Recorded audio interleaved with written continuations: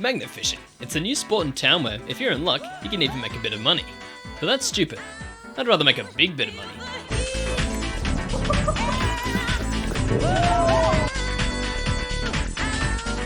First thing we'll need to make our magnet fishing rod is a magnet.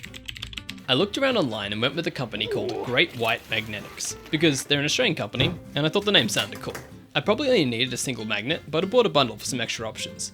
I had no clue which one to go with, but apparently the kids option can lift 180 kilos, which is nuts, and either I'm misunderstanding that, or I'm terrified of these powerful magnet fishing children. Okay, I might have to take my watch off. What is a ferrous piece of metal?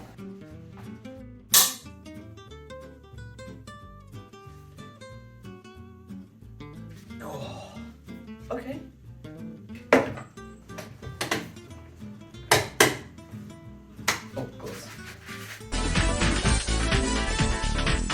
Next I went out to buy some parts from recycled materials. I hadn't actually planned anything at this point, so I was just grabbing anything that seemed like it might do the trick. While I was out shopping, I also found a pre-made magnet fishing rod, so I guess I could just call it a day. And finally, I found some bamboo poles. Maybe not the strongest choice, but their hollow core made them pretty lightweight. Now it's time to start the build. I don't know why the kit came with a grappling hook in the first place, but I grabbed a large one to replace it. Then I realised I shouldn't be throwing things out if I don't know what they do. So I decided to keep both. Next I had a selection of reels that may or may not be useful for spooling rope with. Now, despite being assured that length doesn't matter, I measured up the poles to make sure I'd be able to fit the rod in my car. Yeah.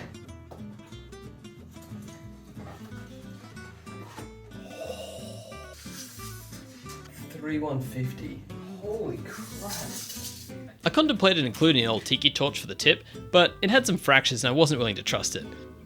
Not after what it did. What reel to use was a less simple decision. I messed around with a few ideas, but decided the easiest approach would be the best, considering my lack of resources and the fact my brain is smooth like a polished grape. First, I just had to get this plastic handle off the paint roller. Wow, it's like magic. And yes, I thought of this transition well before I realised what an absolute pain in the ass this job was going to be. But we got there in the end. Then I just had to drill a hole in the reel to feed the rope through. Which was also full of its own surprises. Oh, fuck! That was on the inside. I drilled through, and it didn't even appear on the other side. It's through here. How do I stuff that up? Oh, another hole. Oh, look at that. Look at that placement. Ooh, what a shot. Also, my choice of eyewear might seem a bit odd. That's because I looked everywhere for my safety glasses but couldn't seem to find them, and these are the next best thing.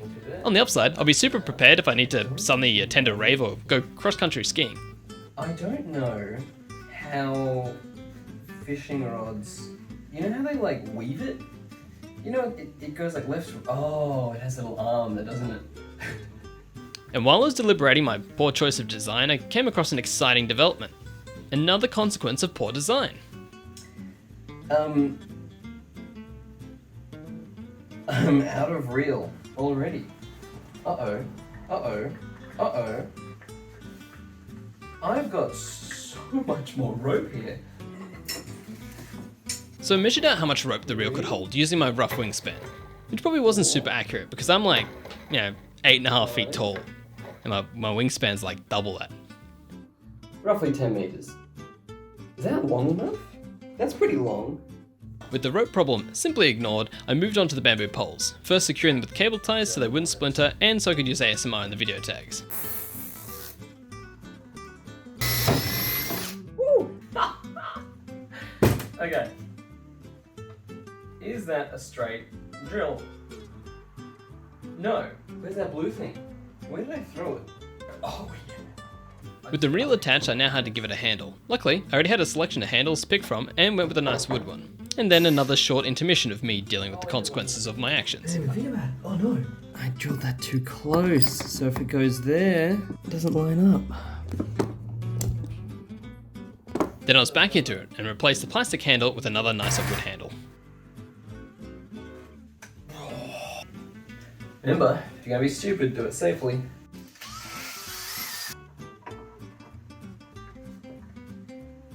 We're at the limit of where recycled goods are gonna get us. Time to go to Bunnings.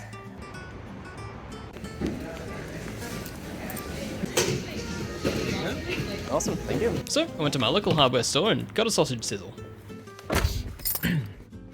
Right, you know, I'd call that a successful mission. I don't remember why I came here though. Oh yeah. I was pretty spoilt for choice for eyelets and even magnets, but I needed something a bit more hardcore, so I went with some M6 eye bolts. I also hoped for some large hose clamps to keep the bamboo from splitting, but couldn't find anything large enough. Once back, I simply marked up the rod and started drilling holes for the eyelets. To combine the two bamboo poles together, I used an advanced technique called putting lots of tape on it until it stops moving, which was a great success. Nice. Then a few more drill holes in the top half. And if you're noticing the small plumes of smoke from the drilling, don't worry. I'm always cautious of workspace hazards and aware that smoke inhalation can make you very sick. It was at this point I started to notice just how tall this thing was getting. It doesn't even fit in the house. But everything seemed to be going according to plan, so all that was left was to attach the reel and thread through the rope. Until... Of course it moves. Of course it moves. As it twists,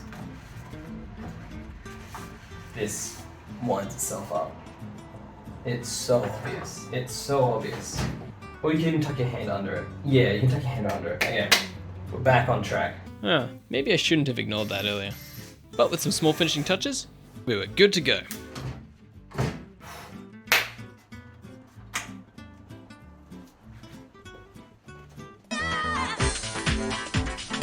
This was going to be a cumbersome mission, so I teamed up with my evil brother, B. Nurchin, and we hit the road, bright and early while the metal was still biting. Nice.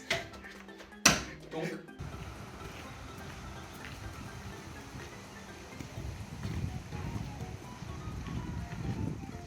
Compared to regular fishing, you don't need that much gear, but we came prepared all the same. And at long last, it was time to fish. Oh, so I thought. I made that a reel.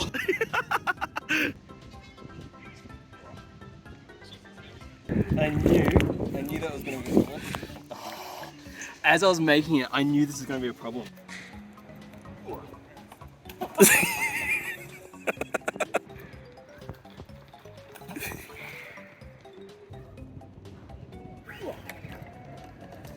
Not bad, not bad. Pretty good.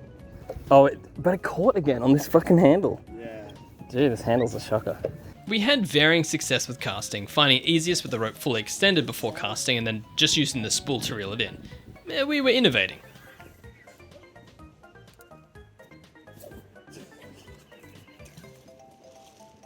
You nearly lost that.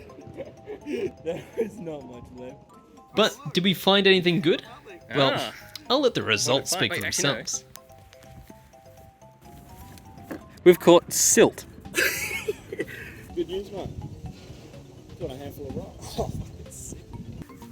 Oh yeah. Oh yeah, that's the money. Those are the little rocks. Oh no, you didn't happen to catch a handful of rocks. That's quite a big little rock. Hey, what did you catch there? Oh mate, well, you know, I think we got some little rocks.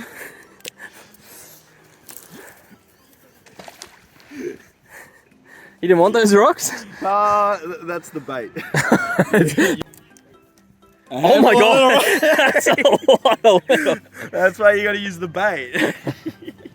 Okay, let's fucking scrap this shit. Yeah, this needs some work. This needs some TLC.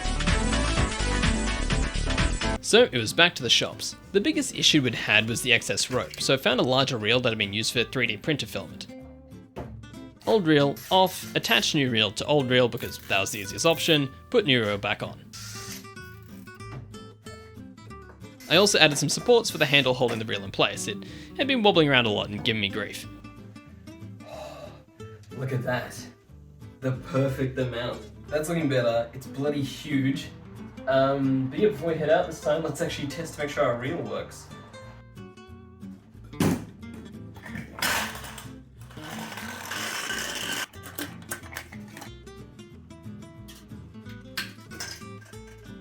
That doesn't even make sense.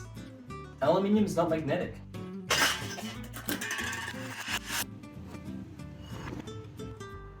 Okay, whatever. Let's go do some magnet fishing. I really want to get this thing out of the house, and this magnet is stressing me out like crazy. Let's go. The next day we went to a more industrial zone, a small spot next to the airport, hoping for larger loot. Giant enemy crab. And... the reel didn't work again. It simply didn't want to unspool without getting caught on something.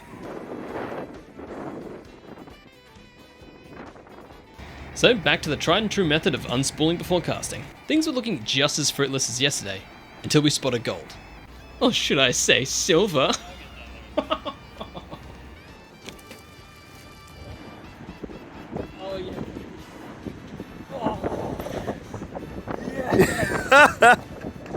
Yes. Oh, mate. It's so shiny. Yeah, I don't think it's been there very long. Stainless steel, mate. It's Oh, mate. Who Oh. would have guessed? That goes in the treasure box. You're leaving like a trench in the ground. Yeah. What is it? It's for when you're fishing. If a fish pulls on it, your fishing rod dingles. Sure, it's not. It's like a little. No, I think it's that. You're right. Yeah. And our luck didn't stop there. Besides an obscene amount of old hooks, sinkers, and other fishing gear, we started to find larger things as we got closer to the bridge. It's almost like I caught a fish of my very own. What? What the fuck? What is this? Am I the king of England now? Oh my god, it's so heavy. Oh, that's good. Oh, what the? Oh, what is it? I can't know. That's such. It's like such a Loch Ness monster. Oh, it's a Loch Ness Merchant's monster. cryptids are back, baby. Oh. What is it? It's I think it's just rebar, bro. Rebar. That's just rebar. Oh, and a free fishing rod. Fuck yeah. This fell off. Don't buy your gear from Amazon. Not sponsored. Luckily, I was able to salvage the footage after leaving my phone in a bowl of rice. Holy shit, it actually works.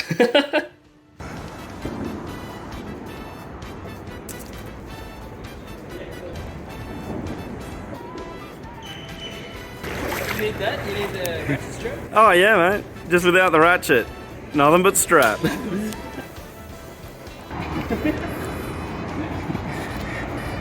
feel like that's the wrong plant. That's a good one. I make it. There we go. Great.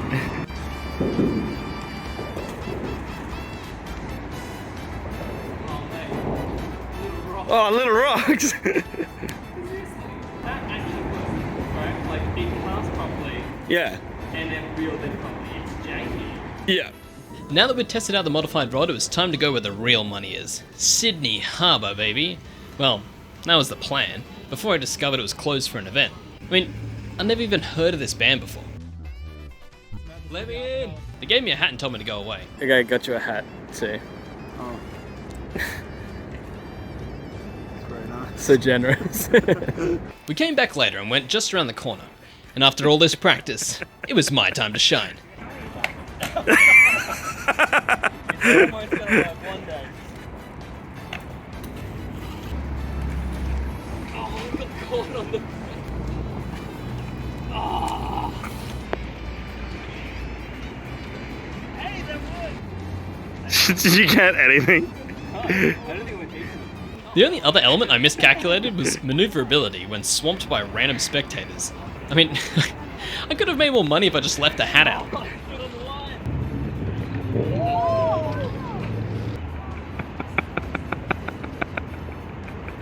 And for any of the silt and debris fans out there, that's right. We're scoring Perhaps a big. trinket? Well, that is something. It's a piece of rust. Okay, so in the end, was this the largest magnet fishing rod in the world? I think so. Not because it's necessarily that large, it's mostly just that it's a really bad idea and no one else would want to make it. Lifting things from the end of the rod makes them extremely heavy, and it's honestly pretty terrifying having a lump of metal swing around your head. The rock's outstanding. But was it a good rod? No. But did it look cool? Yeah, not really. I can say, you fucking idiot. Or did I actually invent the first ever two-person fishing rod designed around friendship and team building?